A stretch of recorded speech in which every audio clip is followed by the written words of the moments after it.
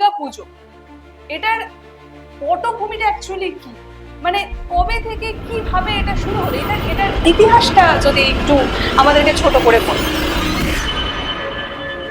যেমন আমরা যদি মনে করি যে দুর্গাপুজো বাঙালির পুজো, এটা কিন্তু একদম ভুল কথা।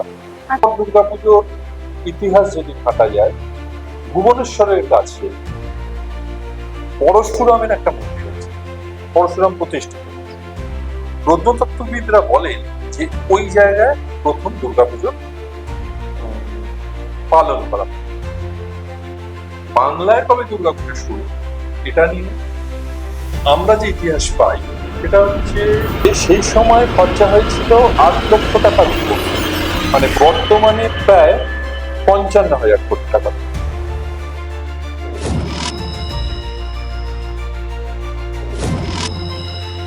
নমস্কার, আমি রূপসা। আজকে আমরা এসেছি মুকসার একটি নতুন পর্ব নিয়ে। আর আজকে আমাদের সাথে রয়েছেন রণজয় নিয়ম। কেমন আছেন? নমস্কার। পুজো আসছে, মা আসছে, আমাদের ভালো থাকতেই হবে। হ্যাঁ, একদমই ঠিক। যার জন্য আপামর বাঙালি সারা বছর ধরে ওয়েট করে থাকে। দুর্গাপুজো প্রায় আসতে চলেছে, মানে প্রায় দোরগোড়ায়। তো আজকে আমাদের পর্বের যে আলোচনাটা রয়েছে সেটা হচ্ছে এই দুর্গাপুজোকেই ঘিরে। তো আমাদের একটা দুর্গাপুজো নিয়ে বিশেষ করে বাঙালির একটা ভীষণ ইমোশন কাজ করে। মানে আমরা সারা বছর ওয়েট করে থাকি, নতুন জামা কাপড় কেনা, সপ্তমীতে কি পরবো, ষষ্ঠীতে কি পরবো, একটা যেন কি সারা বছরের যেন একটা কৌতূহল জমা হয়ে থাকে যে পুজোয় আমরা কি করবো। তো এই যে দুর্গা পুজো, এটার পটভূমিটা অ্যাকচুয়ালি কি, মানে কবে থেকে কিভাবে এটা শুরু হলো, এটার ইতিহাসটা যদি একটু আমাদেরকে ছোট করে বলো। দুর্গাপুজো এর ইতিহাস যদি আমরা ঘাঁটি, তাহলে আমাদের সভ্যতার প্রথমে মানুষ যুগ, স্তূপ, স্তম্ভ এগুলোকে নিয়ে একটা প্রতীকীভাবে পুজো করত। এরপর আমরা অষ্টাদশ শতাব্দী বা তারপরে আমরা প্রচুর মূর্তি প্রত্নতাত্ত্বিকবিদরা পাই মাটিতে। সেখানে দেবী পূজা, কোথায় বা দেবী দশমী। তার মানে দুর্গাপুজো আমাদের বহু প্রাচীন। যেমন আমরা যদি মনে করি যে দুর্গাপুজো বাঙালির পুজো, এটা কিন্তু একদম ভুল কথা। আচ্ছা, দুর্গাপুজো মার্কেন্ড পুরাণ অনুযায়ী, মানে গুজরাটি মার্কেন্ড পুরাণে দেখা যায় দুর্গাপুজোর উল্লেখ আছে, তবে ভাগবতে উল্লেখ করা আছে দুর্গাপুজোর। এরপর দুর্গাপুজোর ইতিহাস যদি ঘাটা যায়, ভুবনেশ্বরের কাছে পরশুরামের একটা মন্দির আছে, পরশুরাম প্রতিষ্ঠিত। প্রত্নতত্ত্ববিদরা বলেন যে ওই জায়গায় প্রথম দুর্গাপুজো পালন করা হয়। অর্থাৎ ইতিহাসটা বিক্ষিপ্ত ভাবে এদিক ওদিক ছড়িয়ে আছে। এবার তুমি যদি বলো যে এই দুর্গাপুজোর শুরু কোথায়, এই দুর্গাপুজোর শুরু রামচন্দ্রের অকাল বোধনের। আর বাংলায় কবে দুর্গাপুজো শুরু, এটা নিয়ে আমরা যে ইতিহাস পাই সেটা হচ্ছে 1440 খ্রিস্টাব্দে তাহিরপুরের রাজা বংশনারায়ণ এই দুর্গাপুজো শুরু করেন। এই দুর্গাপুজো সেই সময় খরচা হয়েছিল 8 লক্ষ টাকার উপর, মানে বর্তমানে প্রায় 55,000 কোটি টাকা। এরপর দুর্গাপুজো গেল ওপার বাংলার কথা, এবার আসি এপার বাংলায়। 1600 খ্রিস্টাব্দের মধ্যবর্তী, যতই মনে হয় 1640 হবে, মানে 1600 খ্রিস্টাব্দে নদিয়ার মহারাজা ভবানন্দ মজুমদার এই পুজো শুরু করেন। তাহলে আমরা দেখতে পাচ্ছি যে এপার বাংলায় কিন্তু ভবানন্দ মজুমদার প্রথম পুজো করেন, আর ওপার বাংলায় করে তাহিরপুরের রাজা বংশনারায়ণ।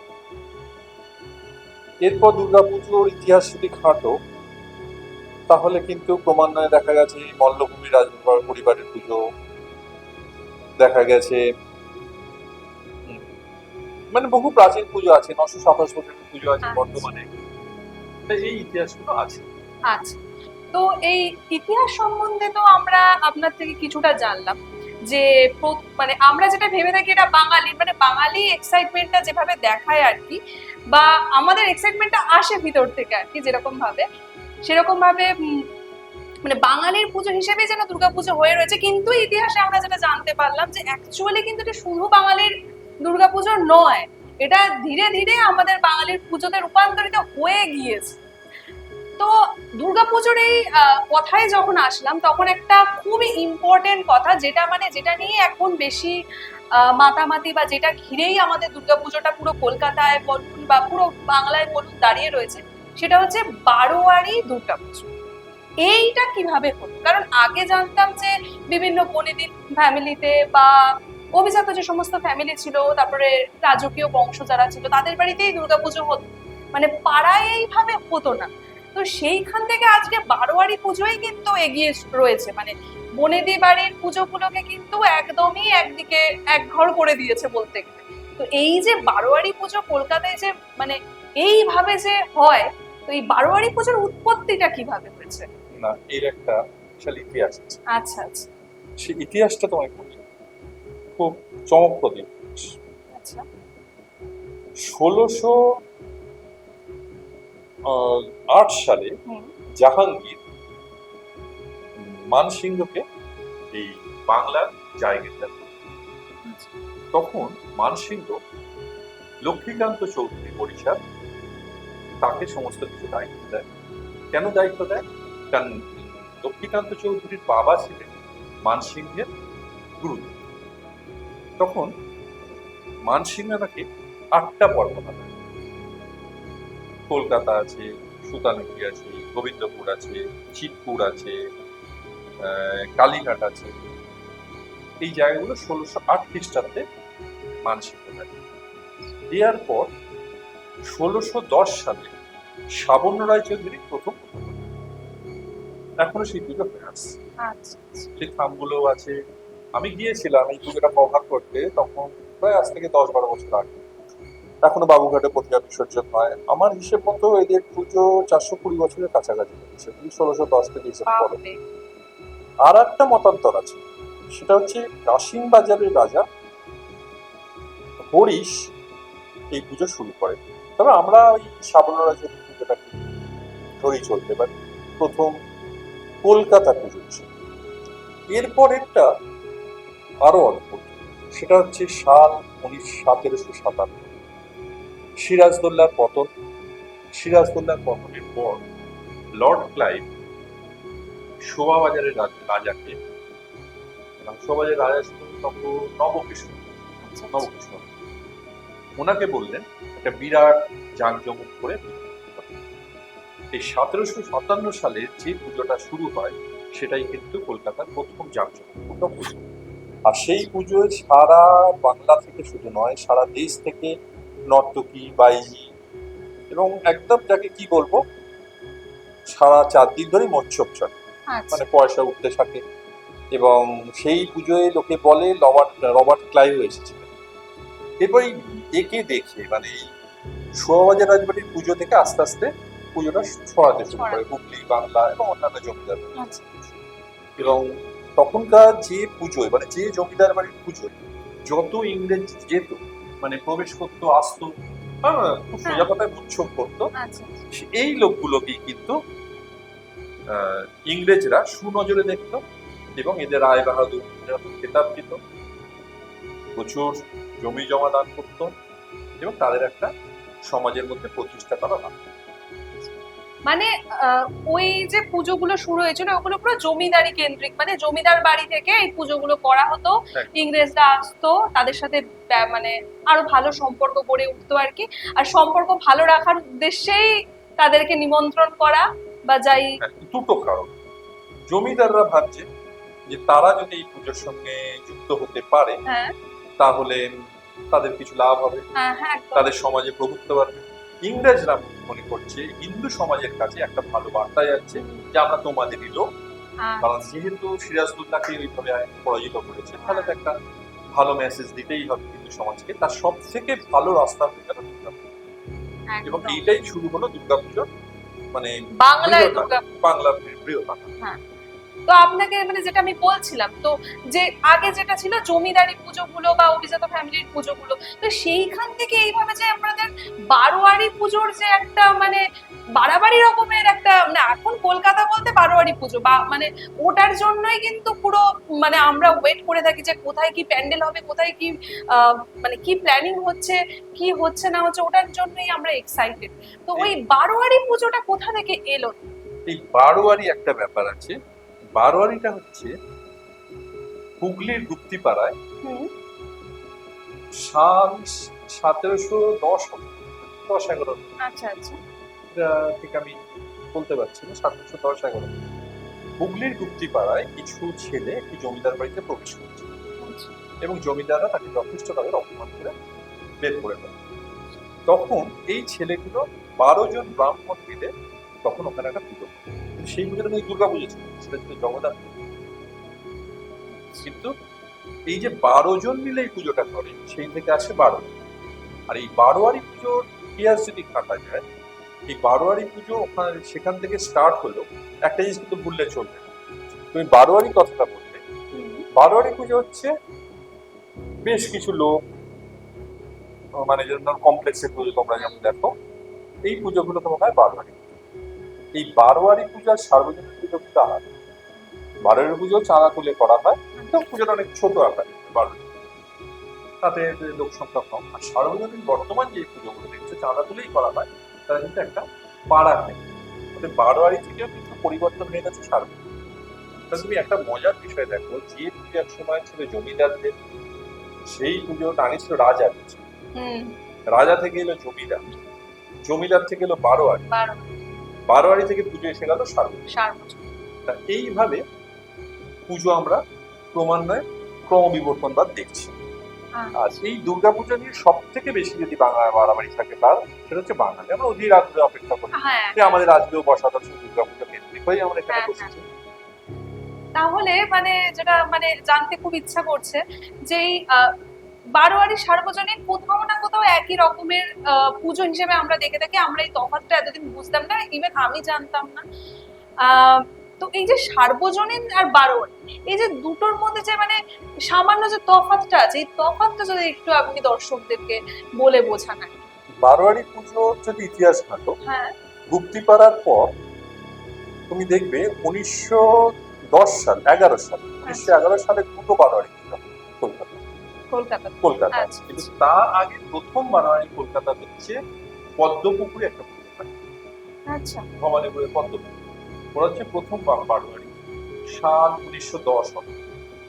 এরপরে দুটো পুজো হয় বারোয়ারি, মানে অল্প কিছু লোকজন নিয়ে যে পুজো, সেটা হচ্ছে শ্যামপুকুর বারোয়ারি আর রামমোহন মিত্র বলে একটা লেন আছে শ্যামবাজারে, বীরেন্দ্র কৃষ্ণ ভদ্রের বাড়ির কাছে। সেই পুজোটা শুরু করা হয় শ্যামপুকুর বারোয়ারি, এটা হলো 1911 সালে।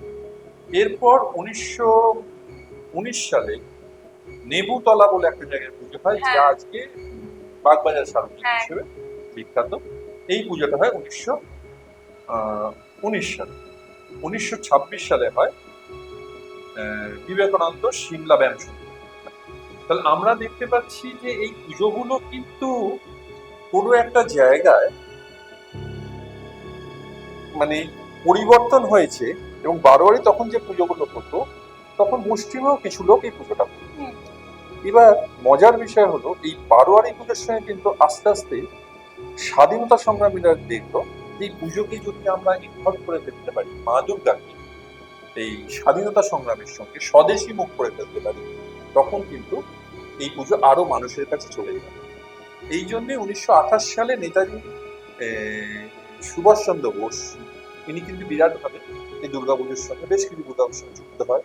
এবং এটাও দেখা যায় উনি একটা সময় দুর্গাপুজোর সময় জেলে বন্দী ছিলেন, রেসিডেন্সি জেলেও তিনি কিন্তু দুর্গাপুজো শুরু করেছেন। তাতে মা যে একটা শক্তি, সেই মাতৃশক্তিকে কিন্তু আমাদের এখানকার স্বদেশীরা ব্যবহার করে গেছে। কিভাবে ব্যবহার করে গেছে? চিরকালই এটাকে স্বদেশী আনার মনে। এবং হাতিবাগানে একটা পুজোয় 11 জন পুরোহিত, এই পুজোটা 10 দিনের পুজো ছিল তখন স্বাধীনতার মধ্যে। 11 জন খোঁজের মধ্যে মজার বিষয় হলো 10 জন ছিল বিপ্লব আর একজন ছিল পুলিশ।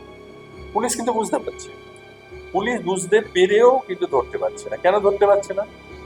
পুলিশ ধরতে পারছে না এই কারণে যে পুজোর মঞ্চে কিন্তু উঠতে পারে, কিন্তু বিপ্লবীরা নিজেদের মধ্যে পরিকল্পনা সাজাচ্ছে কিভাবে তাদের পরবর্তী পদক্ষেপ হবে। তারা কিন্তু প্রত্যেকেই বিপ্লবী ছিল বাকি 10 জন। তা এইভাবে স্বাধীনতার মধ্যে মা দুর্গার পুজো যেটা এসেছে, আমাদের স্বাধীনতার সঙ্গে কিন্তু মা দুর্গা ওতপ্রোতভাবে জড়িত। জড়িত। আচ্ছা, মানে অনেক কিছু এই যে ইতিহাস ঘাঁটতে গিয়ে আমরা অনেক কিছু জানতে পারছি, যে আমরা যে ভাবি যে এটা শুধুমাত্র বাঙালির পুজো, কিন্তু শুরুতে এরকম ছিলই না। প্রথমে ছিল জমিদারি, সেখান থেকে আমি ভাবতাম বারোয়ারি পুজো হয়তো একটা পাড়া কেন্দ্রিক একটা পুজো, ওটাকে বারোয়ারি বলা হয়। কিন্তু আজকে আমরা জানতে পারলাম যে 12 জন ইয়ারি, মানে 12 ইয়ারি, তা সেখান থেকে বারোয়ারি পুজো আর কি মানে শুরু হয়েছে আর কি। আচ্ছা, যেটা আপনাদেরকে বলে রাখি, ওনার বাড়িতে পুজো হয়, ঠিক আছে? তাও কত বছর ধরে আপনার বাড়ির পুজো হচ্ছে? আমাদের বাড়ির পুজো প্রায় শতাধিক বছরের। বাপরে বাপ, এ তো অনেক দিনে। তা আপনি কতদিন ধরে মানে এটা হাত ধরে রয়েছেন আর কি, মানে আপনি কতদিন ধরে পর্যালোচনা করছেন? মানে বলতে পারো আমি ছোট থেকে, ছোট থেকে, যবে থেকে স্কুল থেকে হাঁটা শেখার পর মা বাবার কোলেও পুজো দেখেছি, আবার সেই পুজো আপনি এখন নিজেও করছেন, সম্পূর্ণ এখন এগিয়ে নিয়ে করছি যাচ্ছেন। না। মা না এলে তো আমার পক্ষে করা সম্ভব না। একদমই মায়ের একদমই। এখানে আসার মায়ের ইচ্ছে ইচ্ছা রয়েছে। পুজোটা হয়।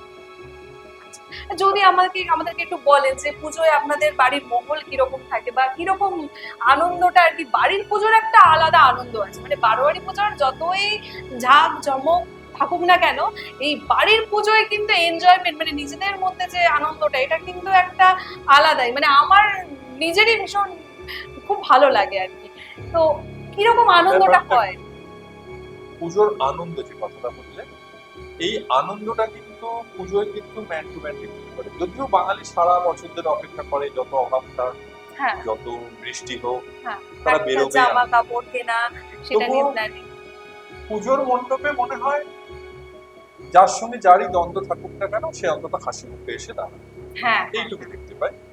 আর পুজো অনেকগুলো মঠ আছে, মানে যে মতে আমাদের যে পুজোটা হয় এটা হচ্ছে বৃহৎ নান্দিকেশ্বর মঠের পুজো। মানে আচ্ছা। বৃহৎ মঠে এটা পুজো, মানে আমাদের পুজো হয় 10 দিন, মানে মহালয়ার পরের দিন পট বসে, আচ্ছা আচ্ছা, মানে প্রতিপদের পট বসে। মানে ওই দিন থেকেই আপনাদের পুজো ওই দিন শুরু। এসে বেলতলা এসে মায়ের আহ্বান করা হয় মানুষকে, আচ্ছা। মাকে ডাক হয়, মা তুমি এসো, এবার ষষ্ঠীতে বোধন। এবং এই প্রত্যেকটা দিনে মার কিন্তু আলাদা আলাদা নাম আছে পুরাণ মধ্যে। এবার তুমি পুজোটাকে কিভাবে কাটাবে এটা একদম সমান তোমার। আচ্ছা, তো বাড়ির পুজো মানে আপনি যেটা বললেন যে মহালয়ার পরের দিন থেকেই আপনাদের পুজো শুরু হয়ে যায় আর কি, 10 দিন ব্যাপী এই পুজো চলে। তো পুজোর যে একটা প্রথম যে আনন্দটা আমার বলে মনে হয়, যেটা মানে ফাটিয়ে নাচতে নাচতে আমরা যাই আর কি, সেটা হচ্ছে ঠাকুর আনতে যাও। ঠিক আছে, এই যে ঠাকুর আনতে যাওয়া, এটা আপনারা কি মহালয়ার মানে মহালয়ার দিনকেই আপনাদের নিশ্চয়ই ঠাকুর চলে আসে আর কি? এবার ঠাকুর আনার বিষয় আছে, হ্যাঁ হ্যাঁ। এটা প্রত্যেকটা পুরোনো বাড়িতে একই ঘটনা ঘটেছে। সেটা হচ্ছে আগে আমাদের বাড়িতে যে কোনো পুরোনো যাদের পুজো আছে, লোকে বলে যাদের কথা আচ্ছা আচ্ছা, এদের বাড়িতে কিন্তু প্রতিমা তৈরি হতো, তৈরি কাঠামো। হতো, একদমই একদম। কিন্তু এখন তাদেরও সময় নেই, কারণ কঠোর লোকের পক্ষে ঠাকুর এসে করা যাবে না, কারণ তারা ওই দিন হয়তো দিতে পারবে না। এবার এই কুমোরটুলি কিন্তু একটা কি বলবো, এই দুর্গাপুজোর জনক বলতে। আচ্ছা। এই কুমোরটুলি জায়গাটা একটা সময় নীল চাষ হতো। এই নীল চাষ হতো, এই নীল চাষ হতে হতে নীল চাষ ওরা ঠিক মতো হতো। এইবার কৃষ্ণনগর থেকে বেশ কিছু লোকজন ওখানে এসে বসবাস করত। তারা যখন বসবাস শুরু করলো কৃষ্ণনগরে এসে, কৃষ্ণনগর থেকে এসে তারা তিনটে জিনিস পেল। পাশে গঙ্গার জল, মাটি, নদী পথে বিচুলি, মানে কাঁচামালটা সম্পূর্ণ পেয়ে গেল। আর পেল কি একটা দুর্গাপুজোর বৃহৎ মাটি। তারা কিন্তু ওরা থালা বাসন এইসবই বানাতো আর কি। এইসবগুলি বানাতো। তাহলে কি হলো, মানে যেটাকে আমরা ইকোনমিক্স সাপ্লাই এবং ডিমান্ড দুটো এক জায়গায় রাখি। তাহলে ওরা ওখানে বসতি স্থাপন করলো কৃষ্ণনগর থেকে। কৃষ্ণনগর আজও ঠাকুর পড়ে, কিন্তু লোকের অরিজিন কুমোর। আচ্ছা, এই মানে কুমোরটুলিরও যে একটা ইতিহাস আছে সেটা আমরা জানতে পারলাম, যে কুমোরটুলি হঠাৎ করেই কুমোরটুলি হয়ে যায়। কুমোরটুলিরও একটা ইতিহাস রয়েছে, যেরকম দাদা বললেন আর কি আমাদেরকে। তো আহ, এইটা তো গেল বাড়ির পুজো।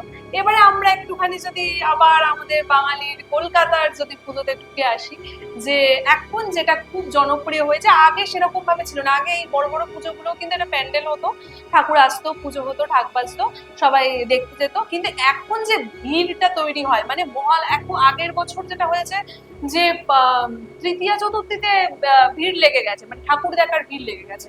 এটার কারণ কিন্তু একটা বলে আমার মনে হয়, একটা নয়, এটাই একমাত্র কারণ বলে মনে হয়, যে থিম পুজো। মানে ওখানে কি থিমটা হচ্ছে সেটা আমাদের জানার আগ্রহ, মানে কি থিমে পুজোটা হচ্ছে। তো এই যে থিম পুজোর উদ্দেশ্যটা যদি মানে আমাদেরকে একটু আপনি বলেন আর কি। থিম পুজোর আগেও কিন্তু আরেকটা ইতিহাস আছে, সেটা হচ্ছে আগে বারোয়ারি পুজো হলে মা কিন্তু একসঙ্গে।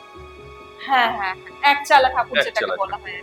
এই ঠাকুরকে 5টা টুকরো করে কুমোরটুলির শিল্পী, আমার যত মনে করছে রমেশ পাল। আচ্ছা। তার আগে এই, হয় রমেশ পাল নয় গোপীচন্দ্র পাল, মানে এই দুজনের মধ্যে ওরা ঠাকুরগুলো দুর্গা, লক্ষ্মী, সরস্বতী, কার্তিক আস্তে আস্তে ভাগ করে। এবার বাড়ির যেমন 51টি পরিবার যেমন একসঙ্গে থাকতো, পুজো যেমন এক চাল চলতে হতো, বারোয়ারির কনসেপ্টে এরা কিন্তু ঠাকুরগুলোকে আলাদা করতে শুরু করে। আর থিমের পুজো প্রথম শুরু হয় 1985 সালে এশিয়ান পেন্টসের। এই সে বছর বোধ হয় বালিগঞ্জ এই প্রাইজটা পেয়েছিল, সুস্থ রুচি সুস্থ সূচি, এই নিয়ে পুজোটা শুরু হয়েছে। এটাই ছিল তাদের ওইবারের থিম। এশিয়ান পেন্টস এটা কিন্তু প্রথম প্রথম মানে কলকাতার থিমের পুজো জনপ্রিয়। আচ্ছা। তারপর আস্তে আস্তে পুজো এখন বর্তমানে দাঁড়িয়ে গেছে কি শিল্প, বহু মানুষের নির্ভরশীলতা, পুজো কেন্দ্রিক প্রতিটা মানুষ এক হয়ে যাওয়া, আর বিশাল একটা ব্যবসা। কারণ শুধু পুজোর কদিনে ওই পশ্চিমবাংলায় জিডিপি হচ্ছে 2.5, একদম মানে একদম তাই। গত বছর পশ্চিমবঙ্গে পুজোর 5 দিনে ব্যবসা হয়েছে 32,000 কোটি টাকা। হয়তো অনেকে টাকা দেওয়ার জন্য বলছে, আমি বিরুদ্ধে পক্ষে কোনো রাজনীতির দিকে যাচ্ছি না, কিন্তু যে এই যে টাকাটা যেখান থেকে দেওয়া একটা ব্যবসা, মানে পুজোকে ঘিরেই তো হচ্ছে। প্যান্ডেল, ইলেকট্রিক, খাওয়া দাওয়া, পোশাক, তারপরে কুমোরটুলি, মাটি, মণ্ডপের জল, বাইরেও তো বিভিন্ন মেলা বসে, সেখানেও একটা রুটি মেলা রোজগার বসে। হয়। হ্যাঁ, শুধু তাই না, সেই আমরা ধরো মিডিয়া লাইনে আসি, চ্যানেলের টিআরপি বাড়ে। আবার যদি দেখো ফুচকাওয়ালা আছে, সেও যদি সেও 200টা ফুচকা করতেছে, সেখানে 400টা ফুচকা আমরা করছে। যেমন পুজোর সময় বাড়িতে বলতে গেলে খাই না, হ্যাঁ। বাইরে থেকে খাবার আনি। নর্মাল দিনে আমরা বাড়িতে রান্না করে যদিও বা খাই, কিন্তু আমরা পুজোর সময় কিন্তু কেউ বাড়িতে খেতে চায় না, সে বিরিয়ানি হোক কি লুচি তরকারি হোক, এই সে বাইরে থেকে খেতে চায়। এই জন্যই ইউনেস্কো 1921 সালে একে হেরিটেজ, মানে দেখেছে গণেশ পুজো বা সাউথ ইন্ডিয়ার হ্যাঁ। পঙ্গল ফঙ্গল সব মানে যে কোনো পুজোই হোক না কেন, সব থেকে বড় পুজো হচ্ছে দুর্গা পুজো। যেভাবে আর্থিক, সামাজিক এবং এত মানুষের ইনভলভমেন্ট, এটা বোধহয় দুর্গা পুজো ছাড়া সম্ভব ছিল না, হ্যাঁ। আর মা না হলে সম্ভব ছিল না। এই যে আপনি দাদা প্রথমেই বললেন যে বাঙালিদের পুজো হলেও এটা কিন্তু শুধুমাত্র মানে বাঙালিদের পুজো নয় আর কি, ঠিক আছে, মানে এটা কিন্তু গুজরাটিরাও পালন করে এসছে। তো মানে এখন তো আমরা দেখে আসছি, মানে মানে জানি যে বাঙালিদেরই পুজো, ঠিক আছে। তো কিন্তু আমরা আরেকটা জিনিসের সাথে, আরেকটা শব্দের সাথে আমরা ভীষণভাবে পরিচিত দুর্গাপুজোর সাথেই, যেটা রয়েছে সেটা হচ্ছে নবরাত্রি, ঠিক আছে। দুর্গা পুজো, নবরাত্রি এক একটা প্রদেশ এক একভাবে পালন করে। প্রথম নবরাত্রি করে কিন্তু শ্রীরামচন্দ্র, আচ্ছা, যেটাকে অকাল বোধন হিসেবে অকাল মানে বোধন করে নবরাত্রি মা দুর্গাকে উনি আচ্ছা। করেছিলেন দুর্গাকে অপমান করার জন্য। 9 দিন ধরে পুজো করেছিলেন যাতে উনি জয়লাভ করতে পারেন। ওই জন্য দশমীর দিন থেকে এই অনেক জায়গায় ওই রাবণ বধ করে, হ্যাঁ হ্যাঁ হয়তো রামায়ণে জড়িত আছে। এবং আমাদের বাঙালিরাও কিন্তু এই দুর্গাপুজোয় ঢুকেছিল কৃত্তিবাস। অতএব আমাদের বাঙালির যে মূর্তিগুলো দেখছো, এই মূর্তি কিন্তু ছিল না।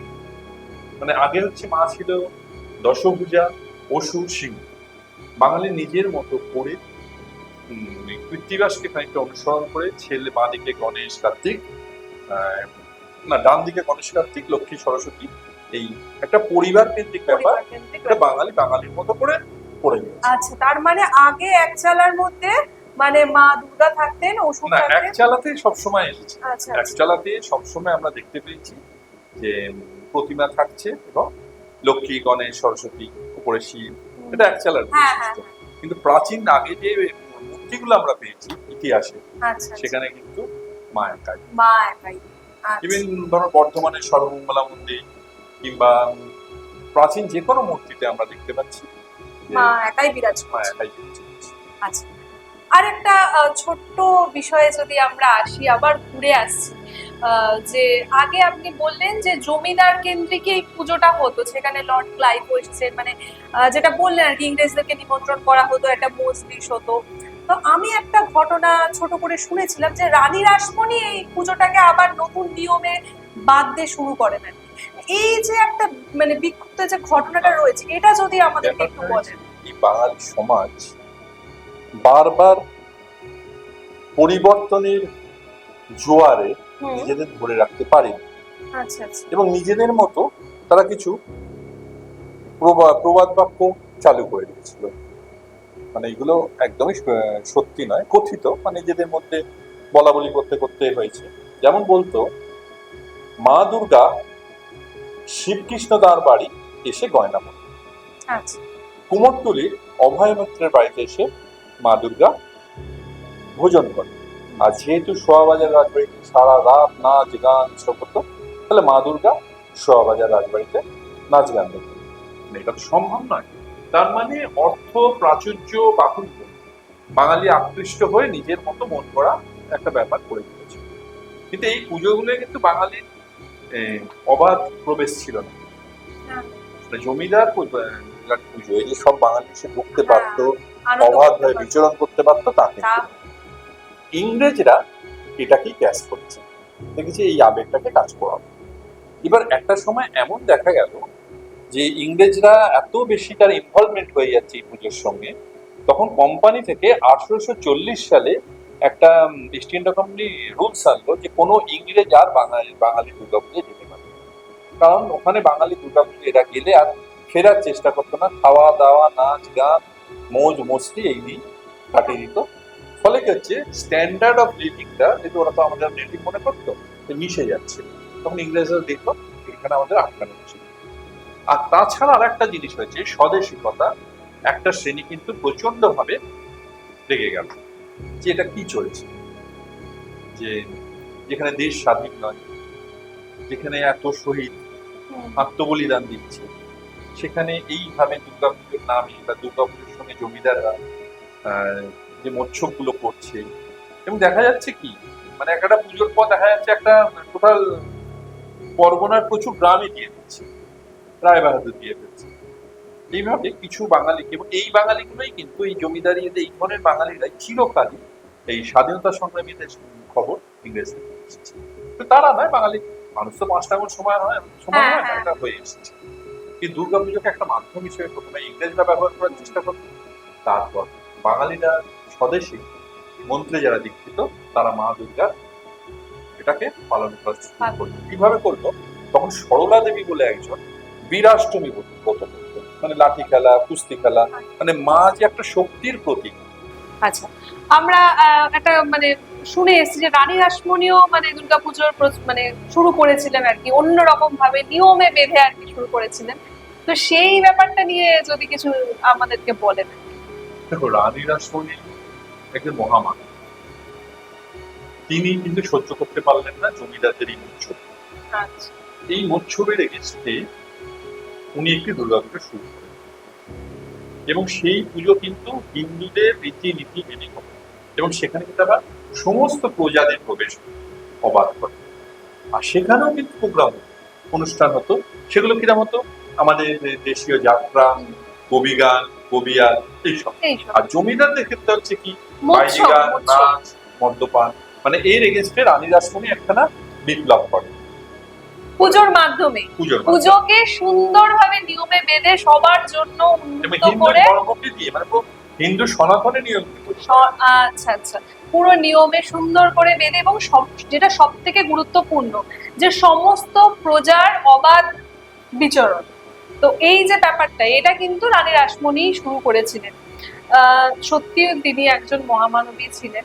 তো দুর্গাপূজা নিয়ে যত বলবো তত বলাই হয়ে যাবে। আমার তো কোশ্চেনের শেষ নেই, মানে আমার জানার ইচ্ছার শেষ নেই আর কি। মানে আমার আরো অনেক অনেক অনেক কোশ্চেন আছে আপনাকে জিজ্ঞাসা করার জন্য। না, আমি যদি বলো দুর্গাপুজোর এই সমুদ্রে আমি কিন্তু এই এক গ্লাস জলও তোলার মতো ক্ষমতা নেই। কারণ এত বড় ইতিহাস।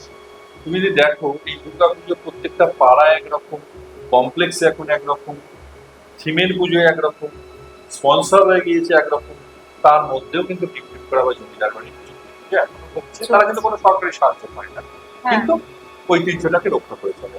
আবার এটাও দেখেছি অনেক প্রবাসীরা দূরে থাকি, তারাও আসে, তারাও। তারাও ফিরে আসে। দুর্গাপুজো বাঙালির শ্রেষ্ঠ উৎসব শুধু। আমি হয়তো বাঙালি হয়ে জন্মাতে চাই এই একটাই কারণ, দুর্গাপুজো।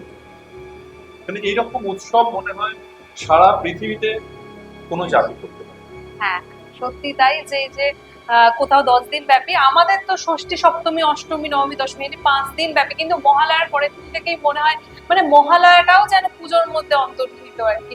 মানে তখন থেকেই মনে হয় যে অফিস অফিস কখন ছুটি হবে বা স্কুলের কখন ছুটি হবে, মানে ছুটির একটা মজার একটা আনন্দের একটা শুরু হয়ে যায় আর কি। তো দুর্গাপুজোর বিষয় নিয়ে আলোচনার আমার শেষ নেই, এবং প্রচুর প্রচুর প্রশ্ন আমার কাছে জমা হয়ে রয়েছে। হয়তো অফ ক্যামেরাতেও আমাদের এই আলোচনা চলতে থাকবে, কিন্তু ভিডিওটাকে আর বেশি বড় করা যাবে না। তো একটা সবকিছুরই একটা সময় রয়েছে। তো আমরা আবার আসবো নিশ্চয়ই, দাদা যদি সময় দেন তো আমরা আবার আসবো আমাদের প্রশ্নের ডালি নিয়ে। তো আজকের জন্য এতটুকুনি, ভালো থাকবেন, নমস্কার।